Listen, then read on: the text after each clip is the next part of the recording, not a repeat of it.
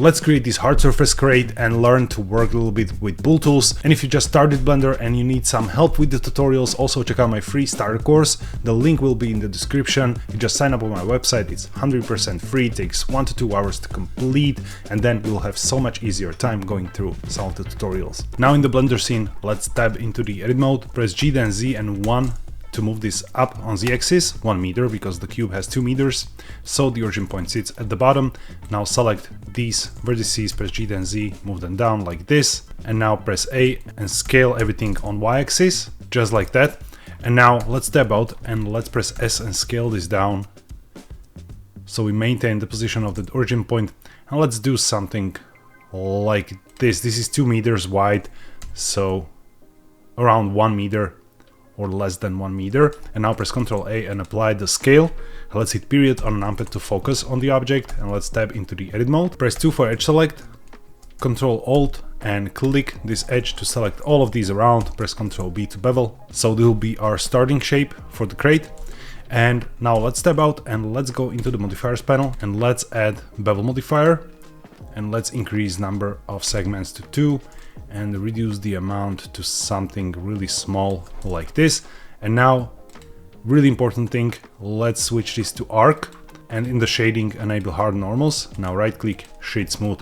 So this will be our base object. And now in terms of Bool Tools, make sure you have them activated. So either in the add-ons, search for Bool Tools and activate them, or if you don't see it there, go to extensions and search for Bool Tool and just click install and then close the preferences. Now let's start with our first cut, so let's press Shift A and we'll just add a plane, press G then Z, move it up here, tab into the edit mode and press S to scale it down like this, and E to extrude.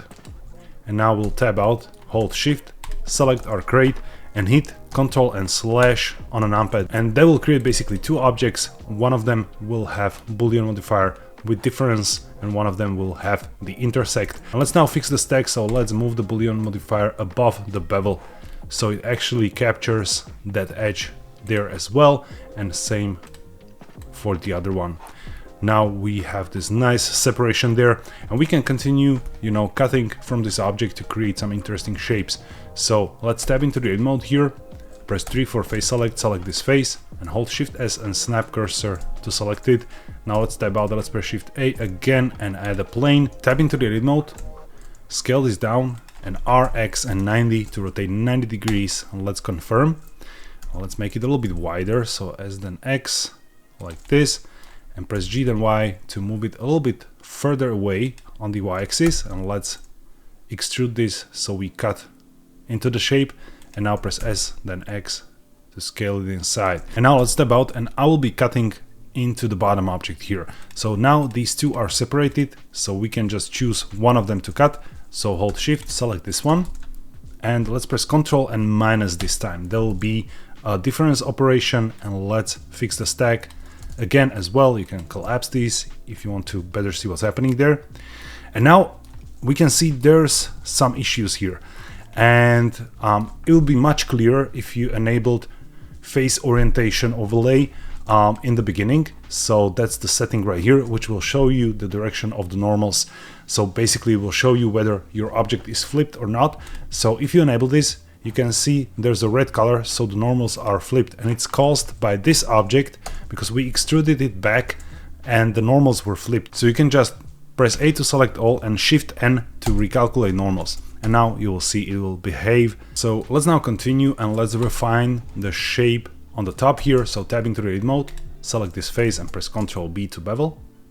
And now I want to cut into the top part here, so select this face, hold Shift S, snap cursor to select it, tab out, and we'll do the similar thing here. So add plane, tab into the edit mode and scale it down.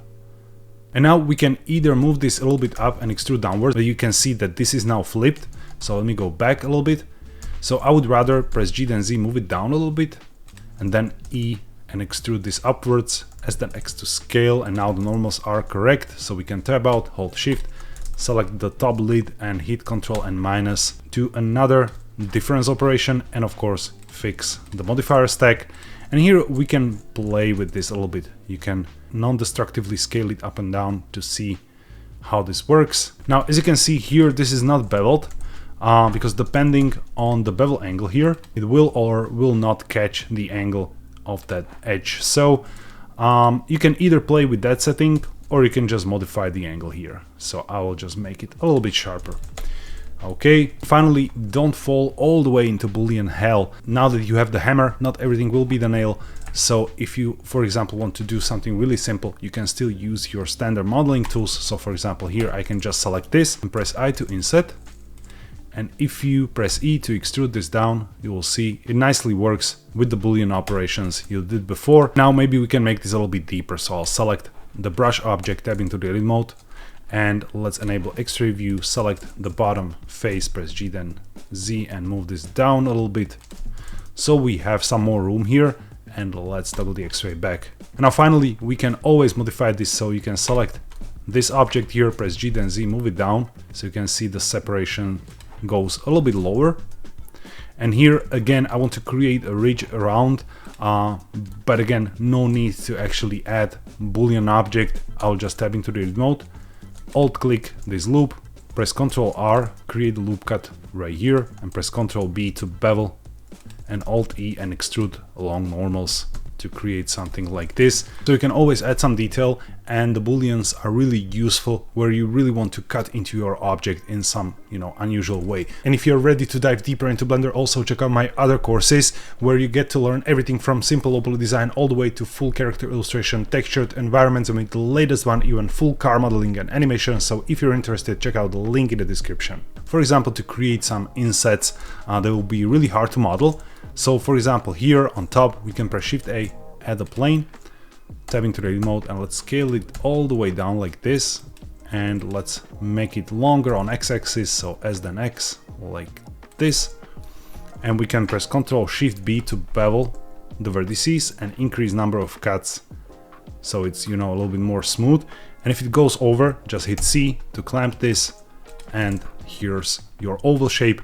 And now we can press E to extrude, and now tab out and press G then Z to move it down like this. And now back into the edit mode and press G then X and move it to the side here, because I want the origin point to stay there, because now we can just add a mirror modifier right here in the modifiers panel, and we can tab out and press R then Z and 45 to rotate 45 degrees.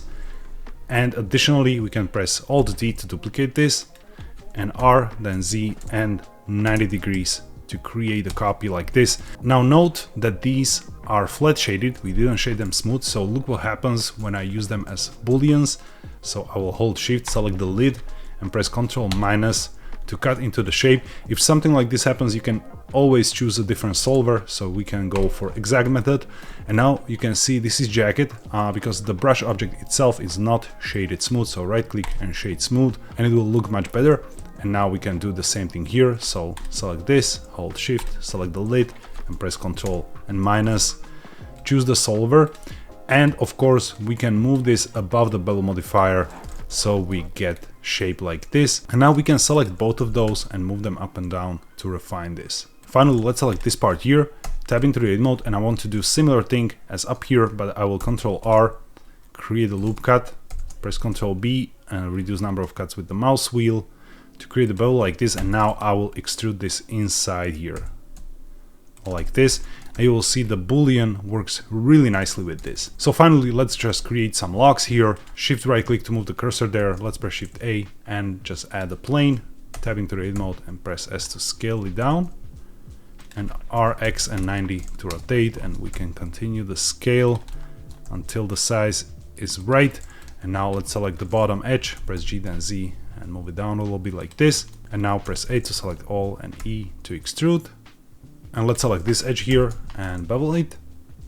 And finally here, it makes sense to use the boolean because I want to cut into this slanted shape here. So I will just select this edge, hold Shift S, snap cursor to select it, tab out, and let's press Shift A and create a cube, tab into the edit mode, and let's make it smaller, like this.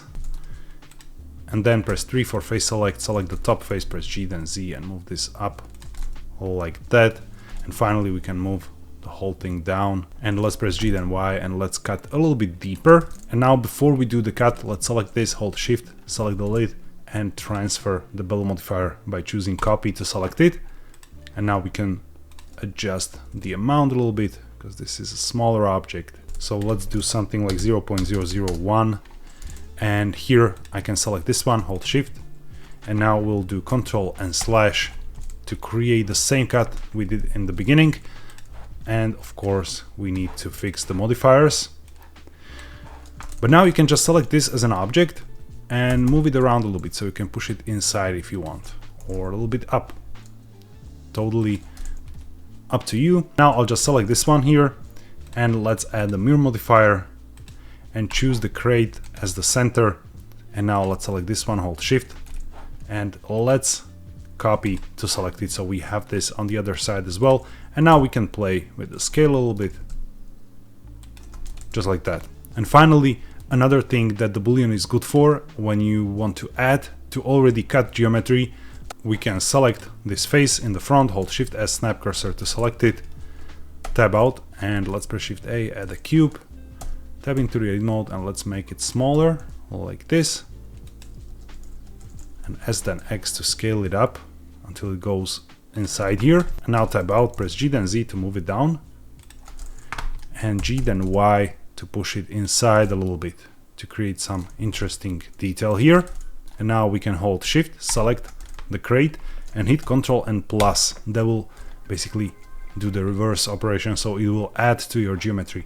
And you can of course fix this. So this is what Booleans are really useful for. That is of course if you don't care about the clean geometry. Now let's select this, hold shift, select the crate, press Ctrl P and parent to objects, so everything can be moved at once. And now let's add a few textures, so hold shift S, snap cursor to world origin. I will add a plane here, tab into the edit mode and scale it up. And now let's hit 0 for the camera view. And now let's press N and in the view panel activate camera to view, and let's reposition our camera like this. Don't forget to disable this, hit N to hide this. And now let's expand a new window here and let's switch this to asset browser. And in the Blender 5.2 there is now essentials library with materials, and some of these will be online, so you need to click the cloud to download them. So now let's go to the render settings, enable ray tracing for Eevee, and then in the cycles let's switch to GPU denoising, and I will enable GPU for the denoising as well. And now press Ctrl B to limit the preview for the camera, and I will switch to render preview. And now you can, for example, use this bronze material or the rusted. Let's try that one.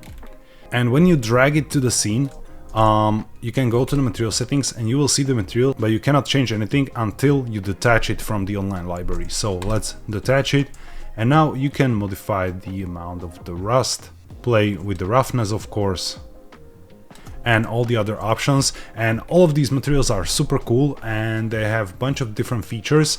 It's already much better starting point when you just started using Blender and you don't have any material libraries or any external options just yet. You can just play with these materials that are available, and the library should grow over time.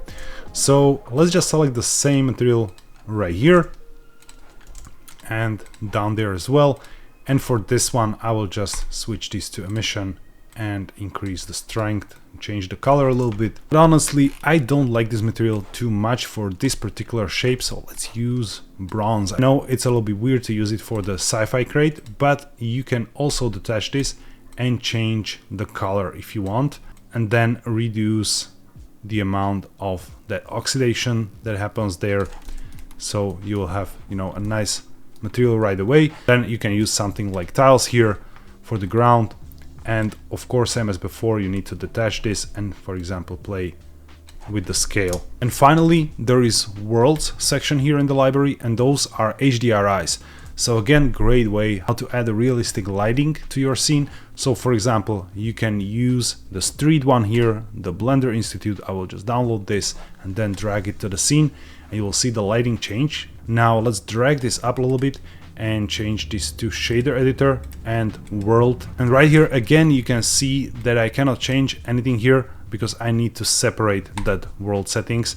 And now you can, for example, rotate the angle of your HDRI, but I think it was already really great angle. And now let's switch this to compositor, And let's enable compositing. This needs to be enabled either for camera or always if you want to see the results, and just create a new node setup. And let's press Shift A and search for bloom and just drop it here. You will see the bloom gets created for these, and of course you can work with the strength and the threshold. If this is a little bit too overblown, raise the threshold, and then you can play with the strength and make it even stronger with a little bit higher threshold, like this. And finally, there are really great presets down here, and again, some of them are new and some of them need to be downloaded because they are part of the new online library. So I really like the aberration here, but go really soft on this one. Vignette is another one, but again, don't overdo it. And finally, in the render settings, you can pick different view transform like the ACES 1.3 or ACES 2.0 and play with the exposure and the gamma. And also, it doesn't hurt to add some sensor noise, but again, I would tone it down a little bit. And for great render results, just select the camera and enable depth of field. And here enable limits, and you can change the focus distance to something lower until you see the cross that goes through the object. That's your focal distance. And now you can go even lower with the aperture. So that's it for the Bool Tool tutorial. I really hope you enjoyed it. Please leave that like if you did. And YouTube says a lot of you who watch are not subscribed. So if you want to keep me making these, please hit that subscribe as well. Thank you all for watching. Have a wonderful day.